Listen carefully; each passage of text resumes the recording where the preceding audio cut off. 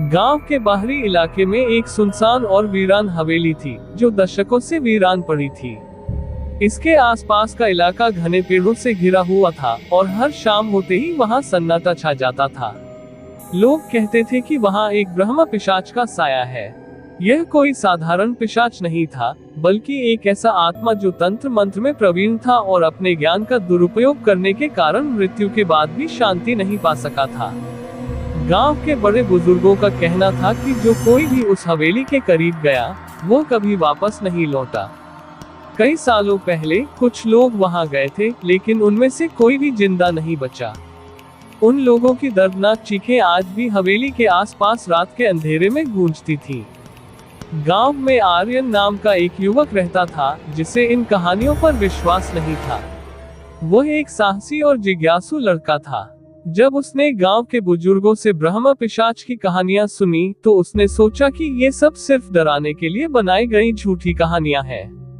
आर्यन ने ठान लिया कि वह इस रहस्य का पर्दाफाश करेगा और पता लगाएगा कि उस हवेली में आखिर क्या है। पहली रात, जिज्ञासा। आर्यन ने अपने दोस्तों को भी अपने साथ चलने के लिए कहा, लेकिन कोई भी उसके साथ जाने को तैयार नहीं था।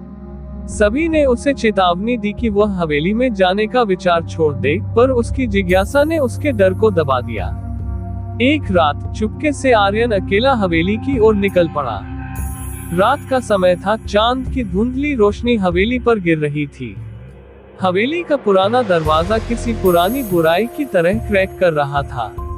आर्यन ने दरवाजे को धीरे से धक्का दिया और वह बिना किसी शोर के खुल गया। अंदर घुप अंधेरा था। उसने टॉर्च जलाया और चारों ओर देखा। हवेली के अंदर धूल और मकरजाल फैला हुआ था, जैसे सदियों से यहाँ कोई नहीं आया हो। जैसे ही वह हवेली के अंदर और गहराई में गया, उसे अचानक ठंडी हवा का झोंका महसूस हुआ। यह अजीब था, क्योंकि बाहर हवा बिल्कुल नहीं चल रही थी। आर्यन ने इसे नजरअंदाज किया और आगे बढ़ता रहा। दीवारों पर उसे अजीब चित्र दिखने लगे, जो किसी प्राचीन भाषा में थे। अचानक उसे एक कमरा दिखा, जो बाकी कमरों से अलग था। उस कमरे के दरवाजे पर बड़े बड़े ताले लगे हुए थे और उस पर लाल रंग से कुछ लिखा हुआ था, जिसे वह समझ नहीं सका। दूसरी रात, खतरनाक मुलाकात। आर्यन को उस कमरे के अंदर जाने की तीव्र इच्छा हुई, लेकिन उसे समय की कमी का आभास हुआ और वह लौट आया। अगले दिन उसने गांव में एक पुराने तांत्रिक से मुलाकात की, जिसने उसे बताया कि उस कमरे में ब्रह्म पिशाच को बंद किया गया है। वह एक बेहद शक्तिशाली आत्मा थी, जिसे तंत्र मंत्र के जरिए बंद किया गया था। तांत्रिक ने आर्यन को चेतावनी दी कि वह उस कमरे से दूर रहे, लेकिन आर्यन की जिज्ञासा अब एक खतरनाक जुनून में बदल चुकी थी। दूसरी रात, आर्यन फिर से हवेली में गया। इस बार उसने ताले तोड़ने की ठान ली। जैसे ही उसने ताले तोड़े, उसे एक भयानक चीख सुनाई दी। कमरा खुला और उसके अंदर गहरे अंधकार में कुछ हिलता हुआ दिखाई दिया। ये कुछ असामान्य था, एक साया जो धीरे धीरे आकार ले रहा था। आर्यन की सांसें थम गईं। उसकी टॉर्च अचानक बंद हो गई और हवेली के अंदर हर तरफ अंधकार छा गया। वह साया धीरे धीरे ब्रह्म पिशाच का रूप लेने लगा। उसकी आंखें चमक रही थी और उसकी उपस्थिति से हवेली की दीवारें कांपने लगी। पिशाच ने एक भयानक हंसी के साथ कहा, तुमने मुझे जगाया है, अब तुम्हें इसकी कीमत चुकानी होगी।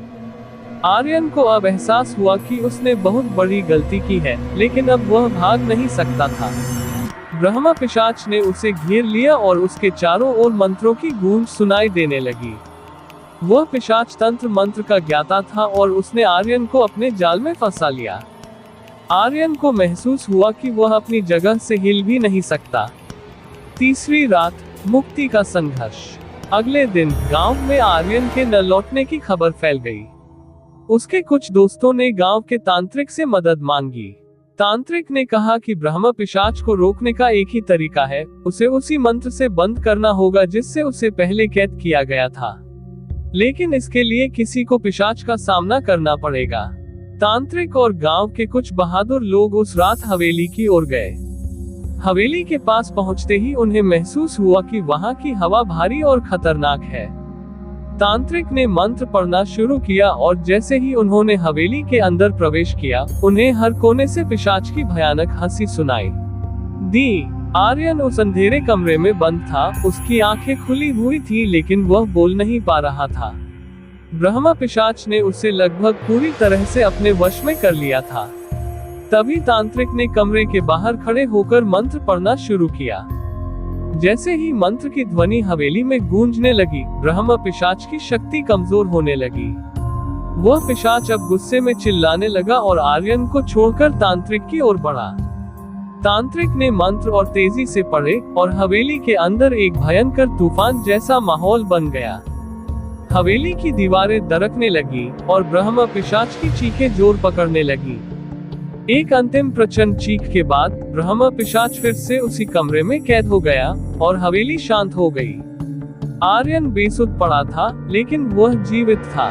तांत्रिक ने उसकी जान बचा ली, लेकिन आर्यन को अब पता चल चुका था कि कुछ रहस्य होते हैं जिन्हें छेड़ा नहीं जाना चाहिए। उसने ब्रह्मा पिशाच की भयानक ताकत को देखा था और अब उसे हमेशा के लिए उस हवेली से दूर रहने की चेतावनी मिल गई थी। इस घटना के बाद गांव के लोग और भी सतर्क हो गए। हवेली के आसपास कोई नहीं जाता और आर्यन ने जीवन भर उस भयानक रात की यादें अपने साथ रखी।